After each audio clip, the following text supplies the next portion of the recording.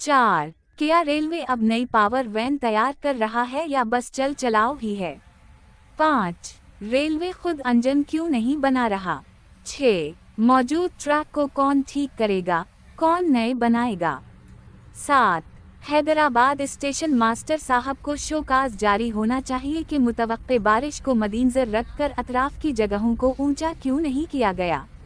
इस बात को जुवाज नहीं बनाया जा सकता कि सड़कें ऊंची करना जिलाई हुकूमत का काम है। रेलवे को ये खुद करना होगा मुसाफिरों के लिए। 8. मुसाफिरों के सामान के लिए ट्रालीज क्यों नहीं रखी जाती? आज़ादी के बाद से लेकर अब तक स्टेशनों पर एस्केलेटर्स क्यों नहीं लगाए गए?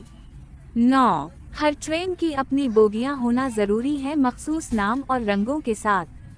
अगर एक ट्रेन के डब्बे दूसरी ट्रेन से लगाए जाते हैं तो उन स्टेशन मास्टर्स से बाज पूरस ज़रूरी है जहां से ट्रेन बनकर चलती है। 10. ट्रेन के लेट होने पर मुतालिका अफसर और ड्राइवर को भारी जुर्माना ज़रूरी है। आप व्यूवर्स क्या सोचते हैं? हमें आगाह करें ताकि बात रेलवे तक पहुंचे।